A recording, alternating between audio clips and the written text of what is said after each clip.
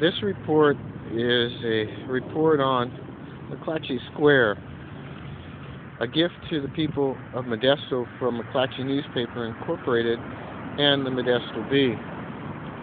McClatchy Square is based on the principle that a gift could be given in a square form, apparently, and that's why this was laid out this way.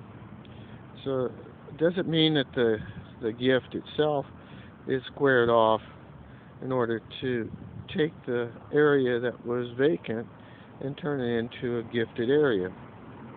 That's something that's still being tested in the courts on McClatchy Square. It got so bad at one time that McClatchy Square had what is called a small little newspaper business called Modesto Bee. The Modesto Bee had to stop with their own printing press because apparently the rest of the Bee McClatchy organization refused to honor any of their errors and omissions on print. So now all their print's done out of Sacramento, which is another little area of violation of freedom of press.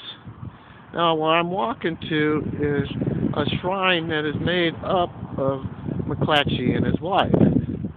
Now, the square seems to go a little further than McClatchy Square gift. Now we go over to a shrine or a monument now. So, in the monument, the Julio and Arlene Gallo Rose Garden has grown out of the McClatchy Square. A garden reflects the beauty of God's creation. Julia and Arlene spent many happy hours tending to their own beautiful garden.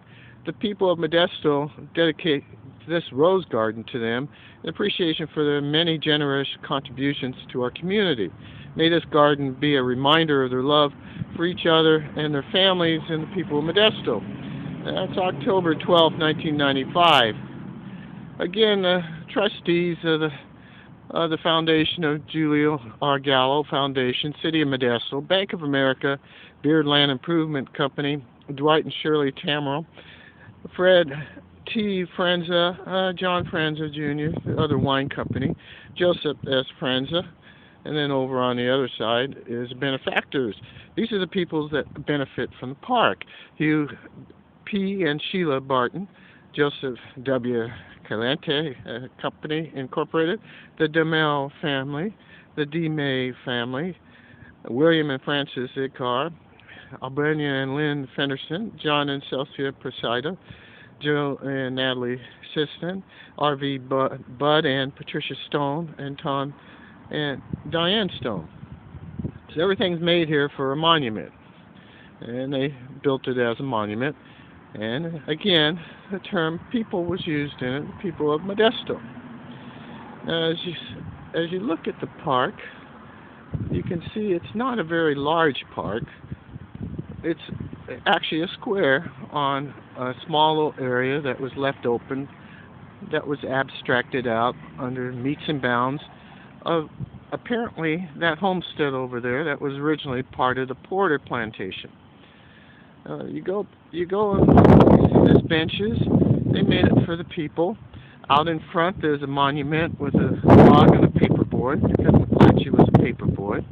So this park was very nicely put together for the term people. Now, what happened is the law enforcement shut the park down because people were urinating in the bushes. People urinate in the bushes, and I would fairly guess that the monument had a board of trustees, and I imagine they could have built a little restroom instead of urinating in the bushes. That was part of the pleading of the injunction. But what came out of it, the new public park hours are 11 a.m. to 1 p.m. daily, effective Monday, July 19, 2010. For reservations, call 577-5344.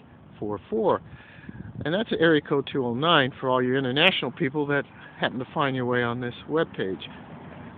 The interesting part is public and people have been transposed into one another. Now we have a people park that is a government park of the public. Now, how did the park get from a people of a board of trustees? Was that done through the Brown Act? Or was that done through a judicial agreement? between the supervisors or the city council because they didn't want to spend extra money to build a restroom to stop the urinating. It already has enforceable signs on the park, no alcohol drinking, and it has a forcible period of time that you can't be in a park, and that's in the middle of the night. And that is you can if by permit. Now that's the City of Modesto Park rules and regulations. Again, this area became another location of what is called people and public. Now the public gets a whole 2 hours. Who is public? Now what does the people get?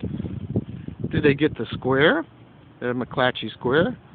Well, this battle's been going on for a number of years, since 1995, and it's currently in a judicial battle on the decision, the jurisdiction of what public and people are. Now, the state of California uses various criminal conducts for people. Now, does that mean the people are under criminal hold for being in the park and walking on the grass like I'm doing? I don't think so.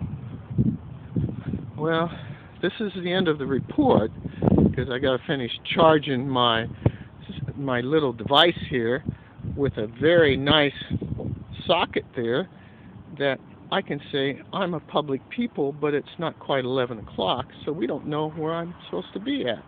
So we don't know what that power comes from or where the power ends up at.